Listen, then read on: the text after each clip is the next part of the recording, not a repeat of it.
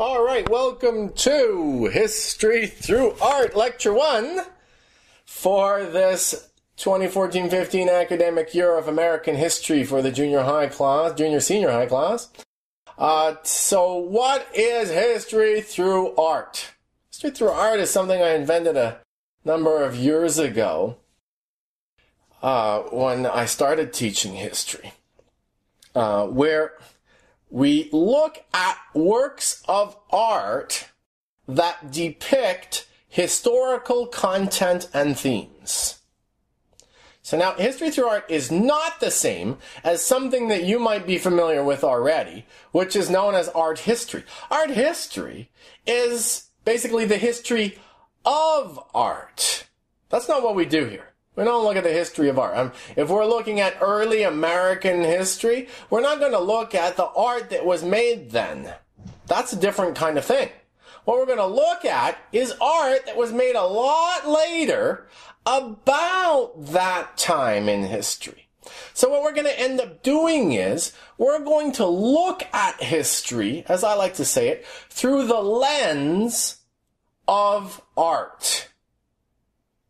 And art, just like history, can kind of function like a telescope. It can allow us, in a way, to see things, and art being visual, we're using visual art here. Visual art gives us a kind of sense that we are able to actually see the things unfold in the past, which can be very exciting, except art is absolutely not the same thing as photography. So we are not, when we look at art, we are not going into the past and expecting that there was a photojournalist embedded in the historical events who all of a sudden whips out his camera as something is happening and takes a picture of it. That is most certainly not what an artist does.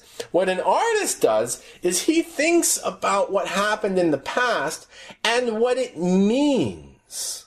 This is the thing that is really crucial about art, is that it contains a deeper dimension.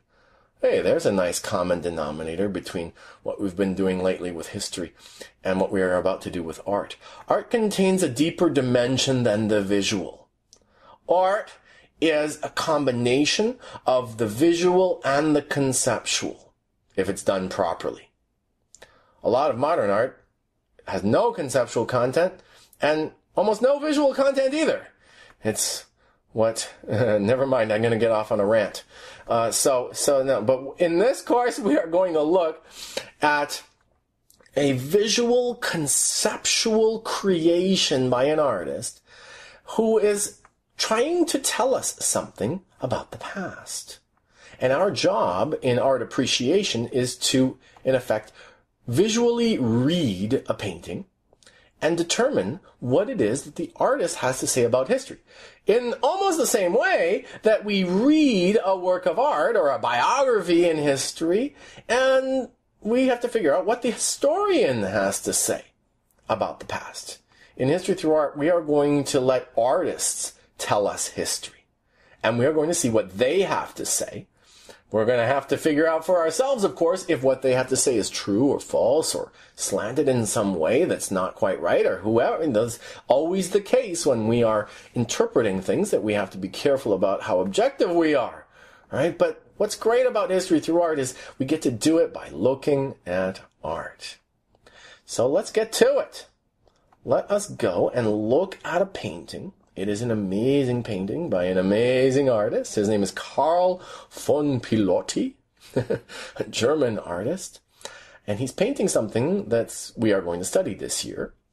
And so let's go take a look at it. And what I'm going to ask you to do first, for those of you who are not familiar with History Through Art, let me just briefly tell you what I want you to do. The first thing that I want you to do is I want you to simply record your reaction. I want you to turn on a little mental introspection recorder, a little personal internal DVR. And I want you to record what happens when you see. What does your mind do? What are your reactions? What are your emotions? I want you to record those, and I want you to report on those. So take about 10, 20 seconds to record them, and then raise your hand and let me know what the action, what it was that your consciousness did when it perceived this outcome. So here we go.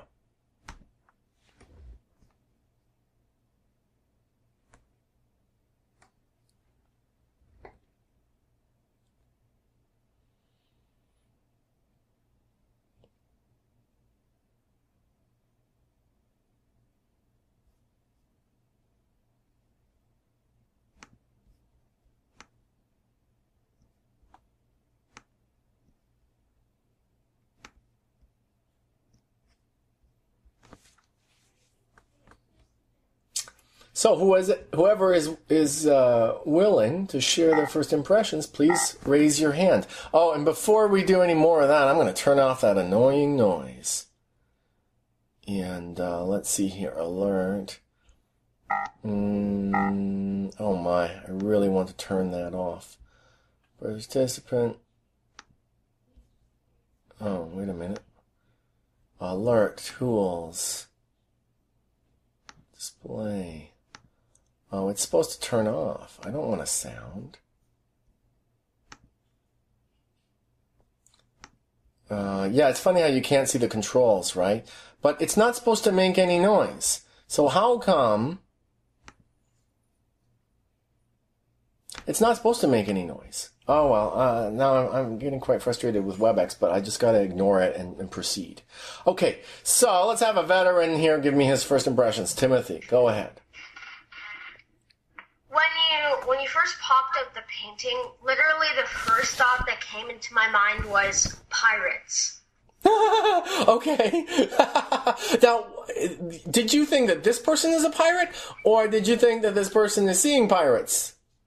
No, actually, I didn't even get a good time to glance at it. It just popped into my head because I saw a boat. Right. And it looked like a pirate ship. Okay. All right, so that's fine. That's fine. That's what happens, and that might be a good reason for you to kind of take a closer look. And then, of course, you need to kind of analyze and decide whether or not your first impression is really representative of the image indeed. So let's hear some other thoughts here. Juliet, go ahead.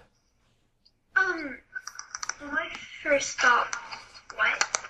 I don't understand, because I was expecting something else. And then, I don't know if I like it or not. Okay. So you found this to be quite unexpected.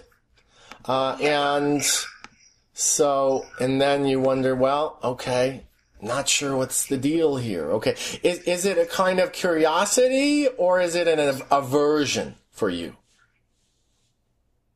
I think a little bit of both. A little bit of both. Okay. It doesn't necessarily draw you in, but maybe it's one of those things where I can't quite look away even though I don't really like it, or something like that. Okay. That's absolutely fine.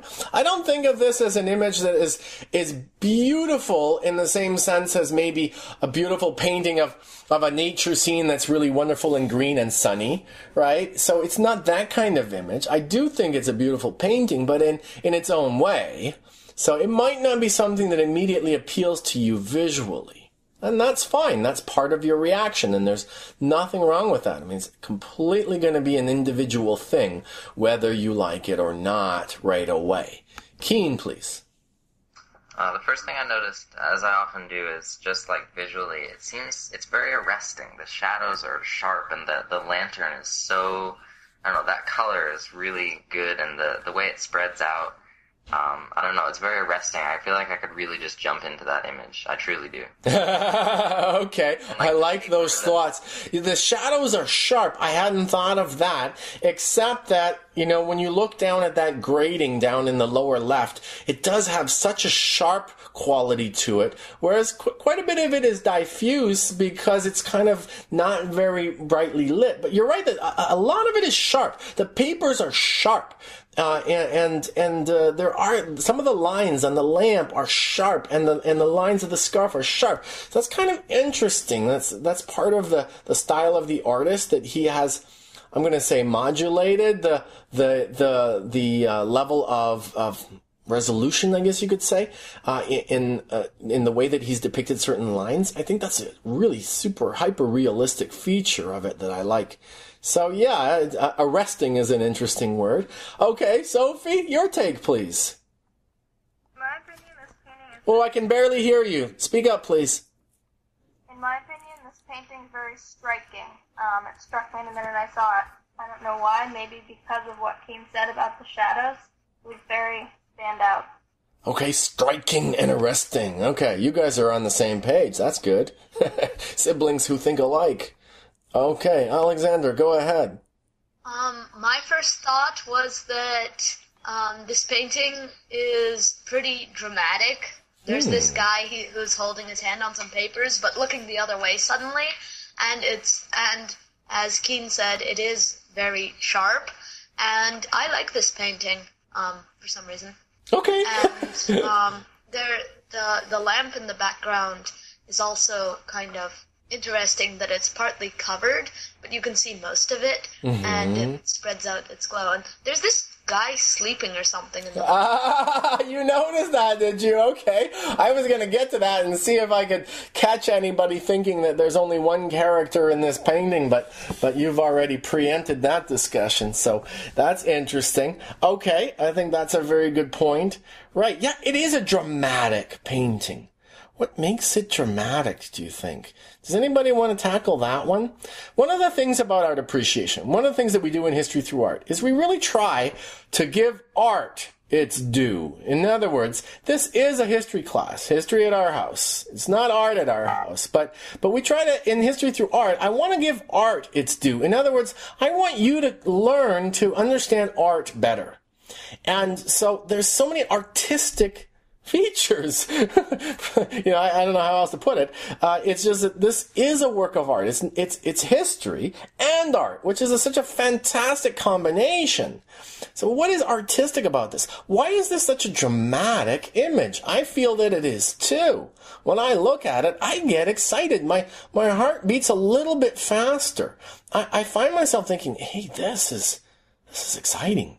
I'm more excited to be here now just because I'm looking at it. So this is something that art does. You can look at a painting and it will calm you down. You can look at a painting and it will get you excited. Just like you can watch a movie and the movie will all of a sudden your heart will be racing, right? Because all of a sudden the music will get really scary and the scene is darker and the character's by himself and it starts to get scary and your heart starts to race. Whereas you're watching a movie again and the music becomes flowing and melodic and people are walking through a field and it's lovely and sunny and you're calming down.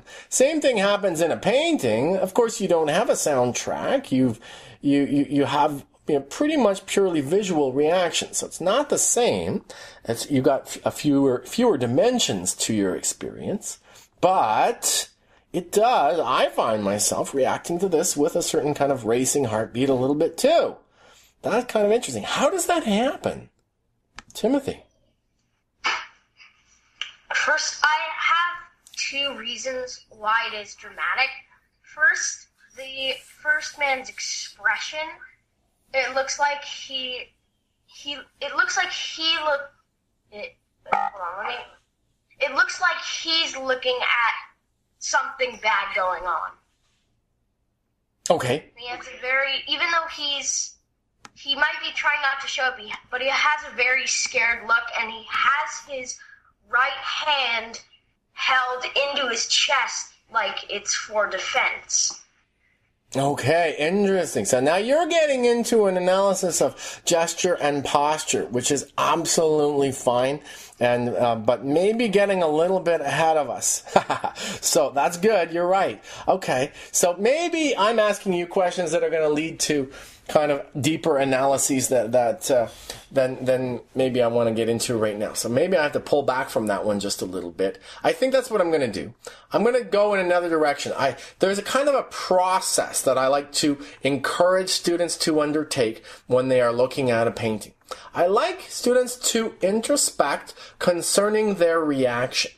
I like students to say, all right, this is how I feel.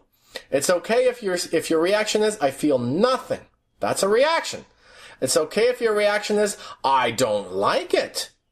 That's a reaction. These are things that give us clues about ourselves. Our emotions are like guideposts into our own selves. So looking at art is not just looking out at art. It's also, in a sense, looking at ourselves. Art can be a mirror of a sort.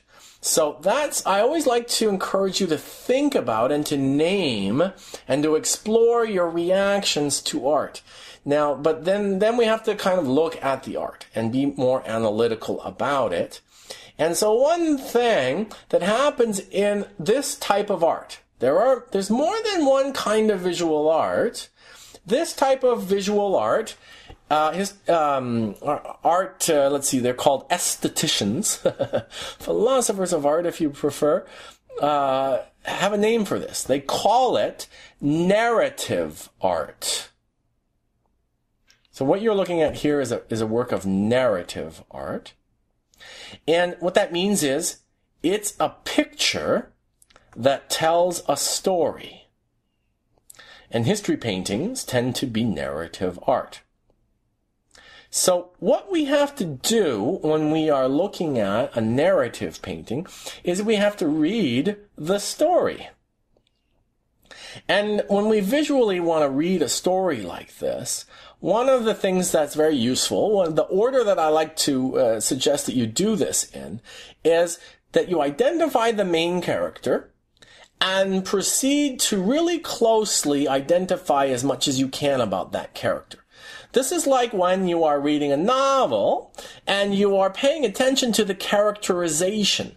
When the writer is saying, he was extremely tall. He was a head above all other men. And as he walked through the street, people glanced at him from down below, and he could feel their eyes on him. And all of this thing that this descriptive language that the artist is using, the writer is using in literature, right, to tell us about a particular person.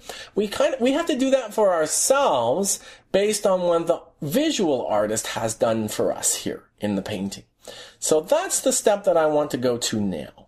I want you to tell me who is the main character and why, and then I want to describe the main character. Some of this, there's some overlap in all of that, but first of all, I do want to say who is the main character because there are two characters, right?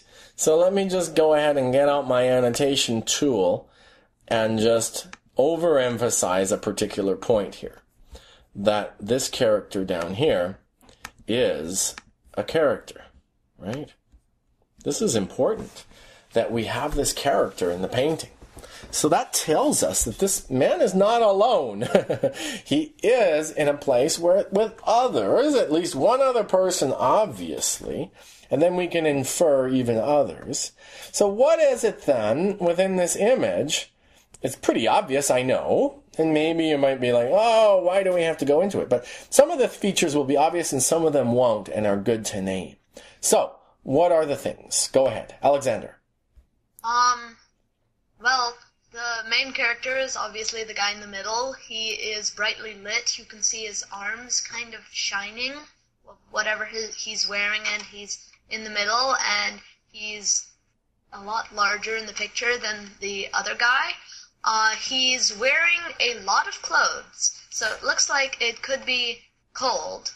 Okay. And his hair, I think, is getting a little bit ruffled by the wind. Okay, wow, you're already getting into quite a comprehensive description, all of which is excellent. But let me focus on the points that you made about how the artist emphasized this character. He's in the middle. He's very large. He occupies most of the painting, right? And he is brightly lit. He's brightly lit by two different sources, which is quite dramatic. Did you guys notice that about the lighting in this painting? That's part of, somebody said that the painting's dramatic. Part of what makes this painting dramatic is the way that the artist manipulated the lighting. He placed the moon outside of the painting in the top left. We can't see it, but the moon casts down its light and it creates shadows. And then he created a second alternate source of light, the warm orange light of the lamp, which then shines on the man and gives warmth and gives color and heat to the painting. Only in some places. And that's why I think Alexander mentioned, for instance, that the artist kind of hid the lamp a little bit. I'm going to help you interpret, because nothing in art is by accident, right? When the artist decided to do this, to place all of this kind of these obstacles in the way of our viewing of the lamp, and let me point more kind of at the page and, at these objects that are all here, right? When he put those there to avoid having the lamp cast too much orange light on this painting. He wanted the orange light to be inside of a small, I'm going to call it a small, kind of like a cone of light, or a small subsection of the painting only would be allowed to have orange and red. The entire rest of the painting would be forced back into the gray and blue. That's what he wants for the rest of the painting. So I think that's totally brilliant. It's very exciting to see that. Maybe you hadn't realized it before, but I want to help you name these things about art. And so this artist is really very brilliant. Bria, go ahead. I noticed that he has lots of clothes, and the person in the picture in the back, he looks like he's huddled and cold, and he looks like he's not wearing very much. So I'm guessing that the man in the middle is kind of wealthy. That's interesting, right? So your comment and Alexander's previous comment kind of go together here. The man down below seems to be huddled under a blanket, if I'm guessing. And yes, he doesn't seem to be as well clothed. For instance, the man in the middle has an outfit that's multi-layered, including a beautiful red scarf. And he also has a jacket of some sort, a long-sleeve shirt that's very, I'm going to say, and the cloth is luxurious, right? Because it's shining the moonlight with kind of specks of brilliant light, like as if it was silk or something like that. And it's shining, reflecting the light. And it's all the way down to his elbows. And yeah, he has this multi-layered outfit that he's wearing. So yeah, it does suggest somehow that he is more important. I agree. A little bit decorative. Seems to be well dressed, as well as wearing a lot of clothes. Okay, good observation. Okay, I want to give you a few insights into other ways of thinking of things in art in particular. Now, in art, here is one of the mottos that you're going to hear me repeat over and over again. In great art, nothing is by accident. Nothing. In great art, that's what distinguishes great art from mediocre art, from non-art, from all kinds of things. Nothing is by accident. In other words, what an artist does is he starts with a completely empty canvas, and he creates everything that's on it. So he must choose to put every single thing where it is. And if you've ever studied art history, you might learn about the construction process of paintings, and sometimes they x-ray paintings and they show all the different thought processes of the artist. An artist will draw sketches, sometimes multiple sketches of the painting to figure out how they want to arrange everything. And there's a lot of work that goes into a work of art. And oftentimes we only see the outcome and we don't realize how torturous it was for the artist to figure out how to arrange everything and to do exactly what he did. A painting is the outcome of an enormous amount of work. And so the process of choosing every single thing in the painting includes one of the things that an artist often will do, and especially in narrative art. An artist has to decide what is going to be the relative positioning of the characters, and what we might be able to infer from that in some realistic way. He's going to have to say, I'm going to put the people in this painting in a particular arrangement. And in particular, on this ship, the man who is standing is up on a deck that is higher than the man who is sleeping. Now, in real life, sometimes, in accidental situations that are not chosen, right? Whether or not you are technically physically above somebody else on a platform or in another location has nothing to do with your status or relative importance compared to somebody else.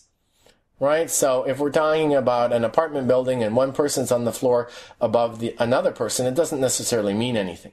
Of course, when you get up to the top and you got the penthouse, well then yes, that might mean something. So sometimes you see physical location does signal something.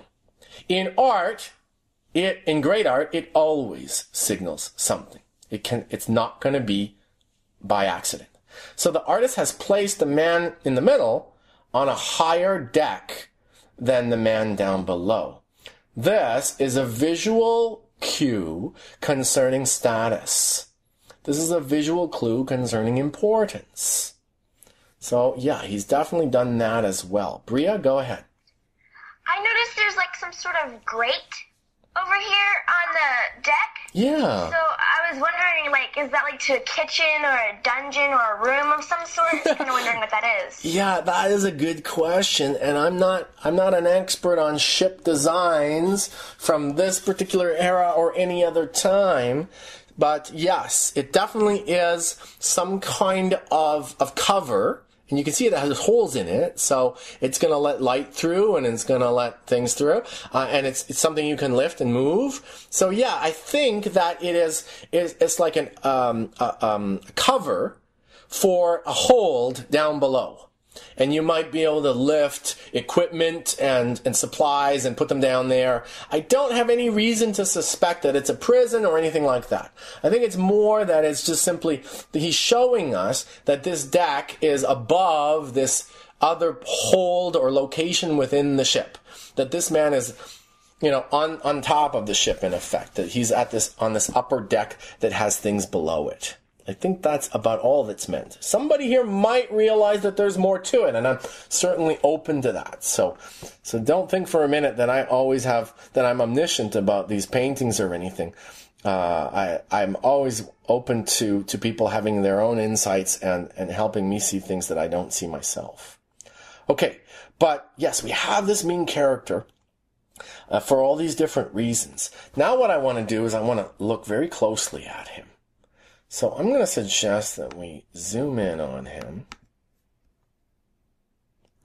and look closely. Let's start with the face. Why would we start with the face? Why is it a good idea to start with the face?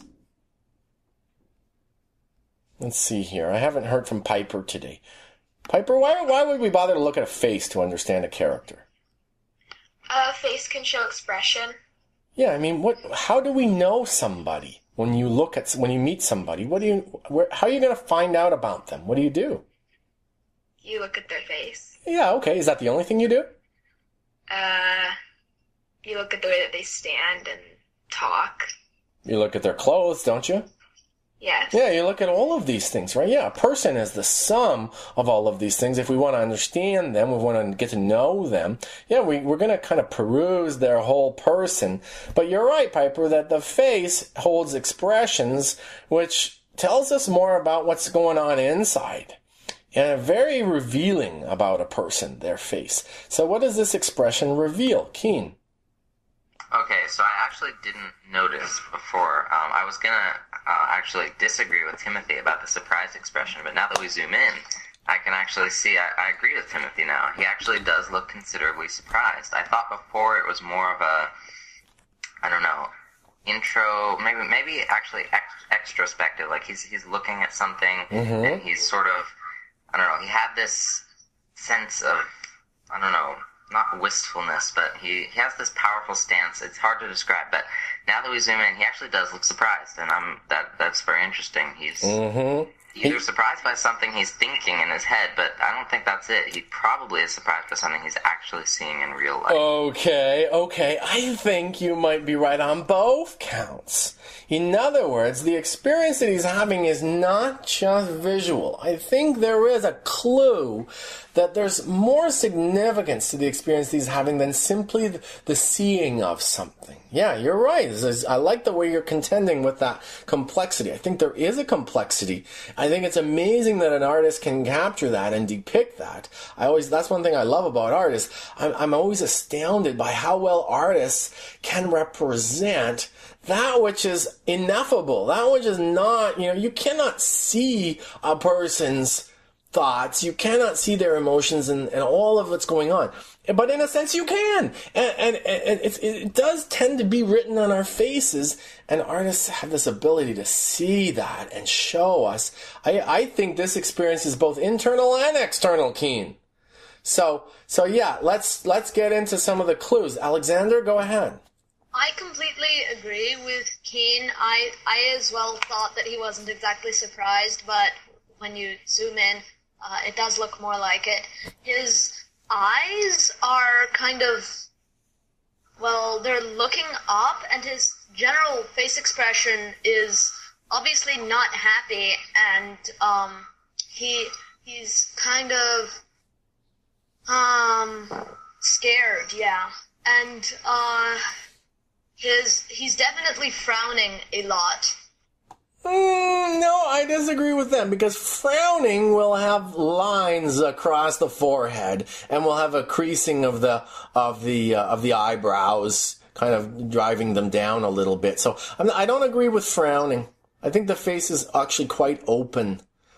But yeah, it's not happiness in a simple kind of I'm happy sort of way, because he's not smiling. Happiness is pretty easy to read on somebody. They're smiling in some way or another. So, Bria, what do you see about the mouth and the eyes?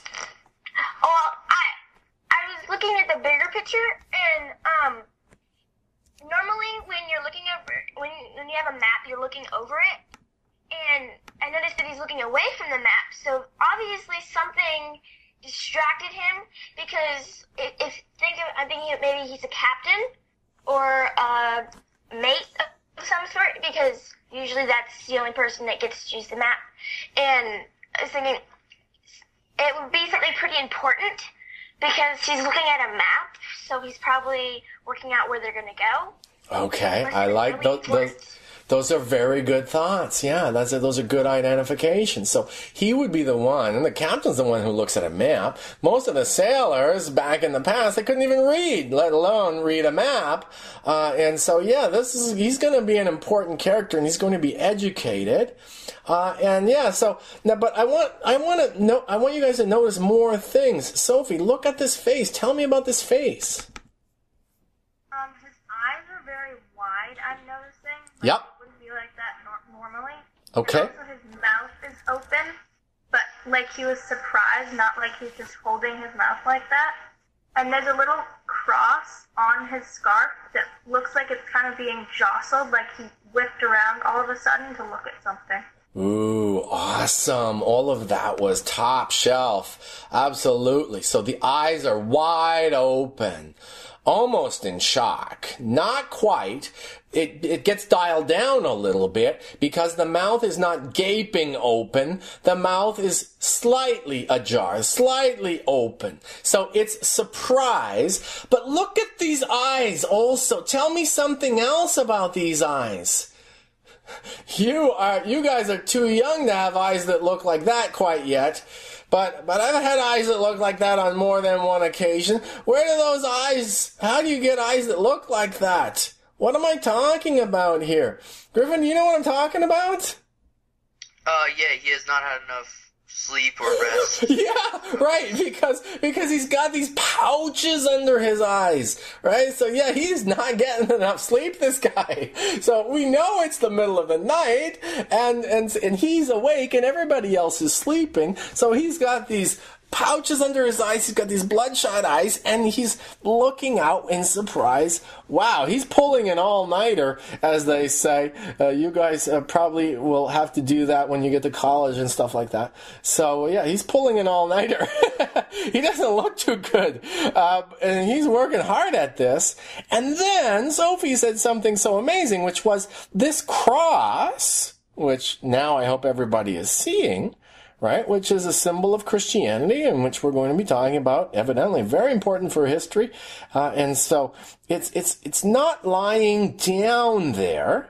It's not a pendant that's just kind of, it's just hanging, right? It has whipped around. So I don't know if you sense that about his posture and gesture and everything, but this is not a calm moment. This has whipped around and it's hanging in midair. So let's go back and look at that. That's pretty surprising. There's motion here. Did you guys realize that there's motion? I want you guys to find another clue that says there's motion here. This is seemingly a still moment, but there's motion here. Where else do we see motion? Bria. Well, I was kind of thinking if he had been standing over the map, the position that he's in right now suggests that he whipped around. Okay. Because the way his hand is to his chest and what we pointed out about the cross, and it looks like the scarf is like twisted. Yeah. Okay. All right. So those are definitely clues. Okay. Erica, I haven't heard from you yet. Can you detect motion in here? Yeah. How about, can I ask you something? What is that next to his feet? Can you tell me what that is? It kind of looks like a hat or a bunch of cloth. Yeah, it is his hat. What's it doing there? I guess it fell off. The wind must have blown it off or something. The wind? Do we sense wind here? Yeah. You do? Okay, well, you got to tell me where that wind is. I'm not sure. I tell you why there's no wind, because maybe you haven't done a lot of sailing. Can everybody tell me why there's no wind in this painting? And why that is not the right guess? It's okay, Erica, because what you have to do when you're considering these things is you have to play out different alternatives and say, is that what it is? Is that not what it is? Juliet, why is there no wind? Well, isn't that the sail on the ground? Well, this may be one of the sails indeed on the ground, which would mean that it's pretty much useless at this point. But there's another clue that's even stronger than that. Keen? I'm not sure about this, but would the papers on the sail, if it is a sail, they'd probably be blowing around, and also his clothes don't look blown. His hair looks mussed, but it isn't actively blowing. You're on the right track, but Sophie was the one who saw it. Sophie? The ocean is incredibly calm. The sea is dead calm. The sea is completely flat. Exactly. There's not a single ripple on this water. So that means there's no wind. So yeah, so if you needed to get the absolute statement of it here, there's zero wind. Okay, so then that creates a little dilemma for us, Erica. How did the hat get on the floor? Go ahead. Well, I guess the boat could have knocked it off, but I'm not really sure. No, it's not going to knock it off because the boat is going to be completely steady. Right? There's no wind, there's no waves. So, but I'm trying to lead you here. We have this cross that is swinging across with violent motion. Right. So, can you maybe put the hat and the cross together?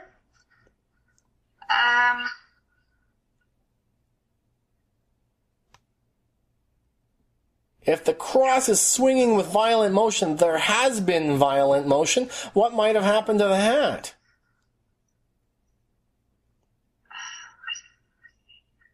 Imagine you are standing over the map and your head whips around.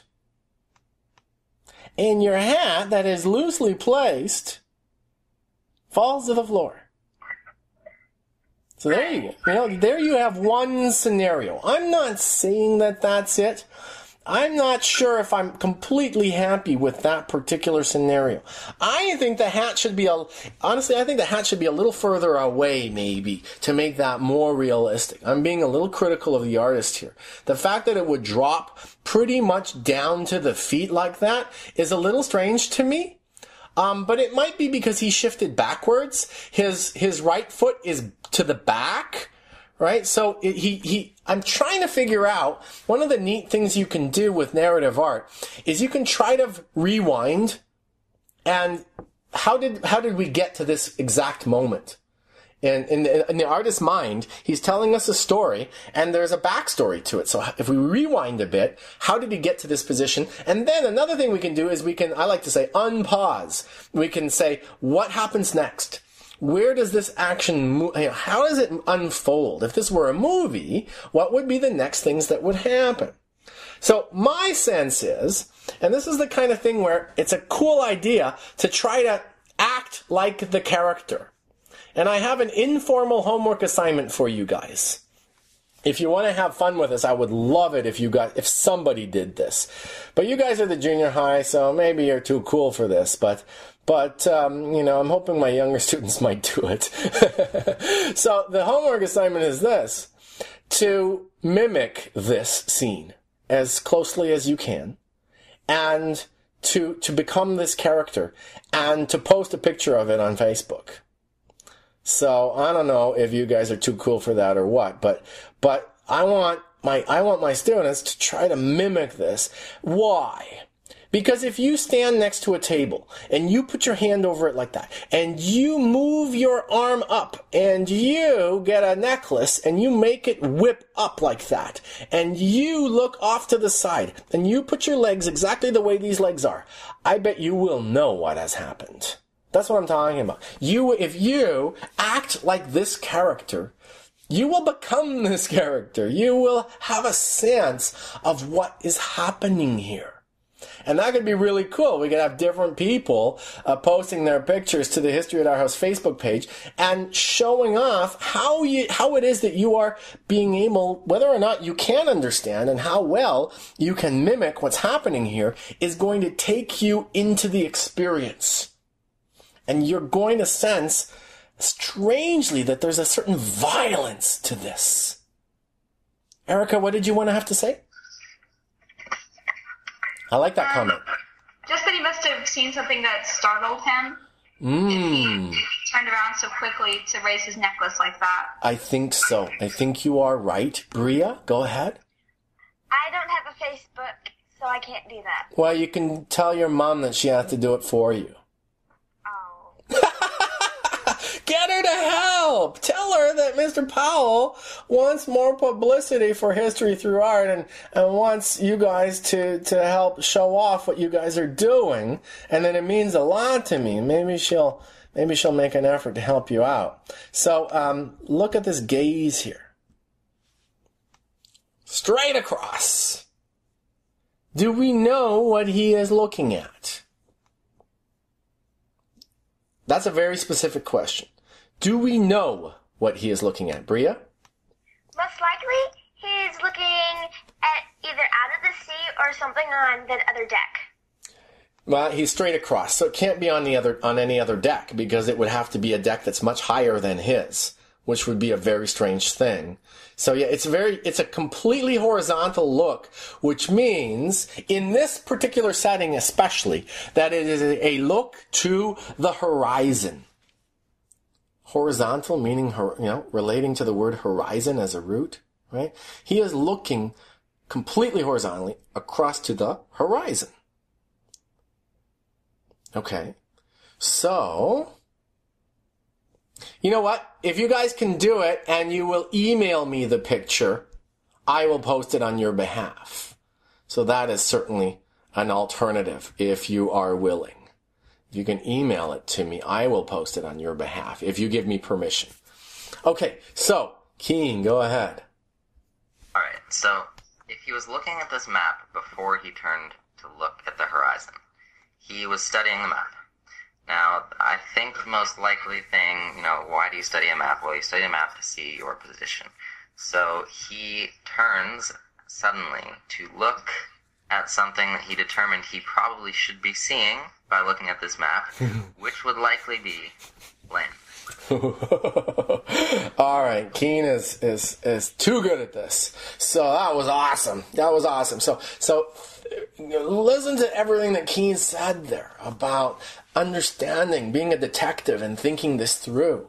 He's looking at a map. What is a map for? A map is for knowing where you are, for understanding your position. And he's got his finger there on a spot. Maybe that's the spot where he's kind of expecting to be. Who cares where you are on a map? Well, you've got to be, if you're on a boat, what are you doing? You're going somewhere. You're probably interested in land. Okay. What's going on here?